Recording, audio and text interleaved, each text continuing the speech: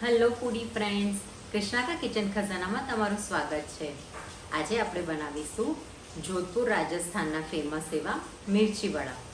જો તમને મારા વિડીયોઝ પસંદ આવતા હોય તો લાઈક કરો, શેર કરો અને સબસ્ક્રાઈબ કરો। વરસાદની સિઝનમાં જરૂરથી બનાવો મિર્ચી વડા। તો ચલો રેસીપી જોઈ લઈએ। સૌથી પહેલાં આપણે ખીરું બનાવી લઈએ। 1 કપ બેસન લઈશું, 3 ટેબલસ્પૂન ચોખાનો લોટ લઈશું। ચોખાનો લોટ લેવાથી પડ ખૂબ જ ક્રિસ્પી બને છે। મીઠું, હળદર, અજમો લઈશું ક્રશ કરીને। હવે આપણે થીક બેટર બનાવવાનું છે। આપણે પાણી રેડતા જઈશું અને મિક્સ કરતા જઈશું। લમ્સ ના રહે એ રીતનું આપણે બેટર બનાવીશું।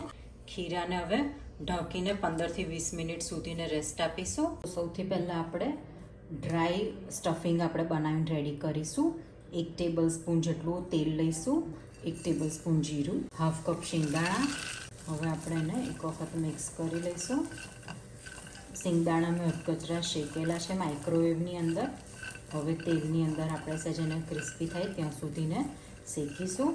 1 ટેબલસ્પૂન આખા ધાણાને આપણે શેકી લઈશું। એડ કરીશું 1 ટેબલસ્પૂન વરિયાળી, 2 ટેબલસ્પૂન તલ। હવે આપણે એને શેકી લઈશું। મિક્સર આપણું સરસ શેકાઈ ગયું છે, ગેસ બંધ કરી દઈશું। અંદર એડ કરીશું હાફ કપ રતલામી સેવ। તમારી પાસે પ્લેન સેવ હોય તો તમે જ્યારે શિંગદાણા શેકો ત્યારે એની સાથે લવિંગ અને તજ શેકી કાઢવાના, અને રતલામી સેવ હોય તો તજ લવિંગ અંદર એડ કરવાની જરૂર નથી। તમારી પાસે મિક્સ ચવાણું હોય તો તમે એ પણ લઈ શકો છો। લાલ મરચું, હિંગ, મીઠું, 1.5 ટેબલસ્પૂન આપણે ખાંડ લઈશું। હવે પ્રોપર આપણે મિક્સ કરી લઈએ। મિક્સર ઠંડુ થઈ ગયું છે, હવે આપણે એને ગ્રાઇન્ડ કરીશું। હવે આપણે એને પલ્સ મોડ ઉપર ગ્રાઇન્ડ કરીશું। ગ્રાઇન્ડ થઈને સ્ટફિંગ આપણું રેડી છે। હવે આપણે મિક્સરને બોલમાં ટ્રાન્સફર કરી દઈશું। તો ડ્રાય સ્ટફિંગ આપણું રેડી છે। હવે બટાકાનું સ્ટફિંગ બનાવીએ।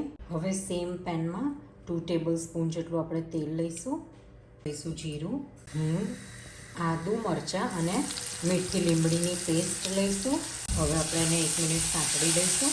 એડ કરીશું હળદર, બાફેલા બટાકા છે એ એડ કરીશું। 2 ટેબલસ્પૂન જેટલું પાણી એડ કરીશું। હવે આપણે એને મેશ કરી લઈએ। બટાકા પ્રોપર મેશ થઈ ગયા છે।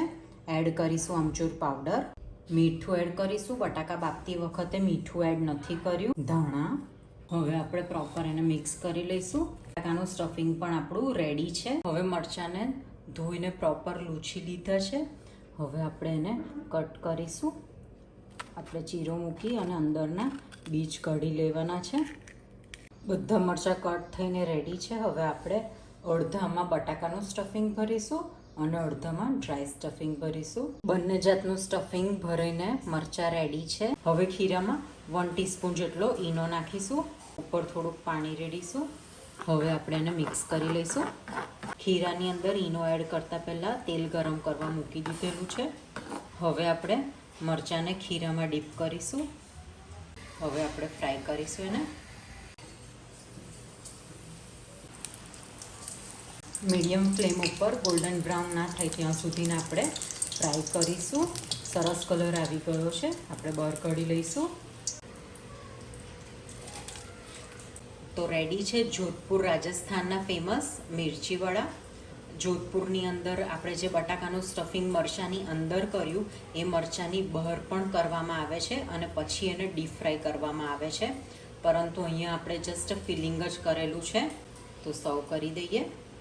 તો રેડી છે 2 અલગ જ સ્ટફિંગથી મિર્ચી વડા।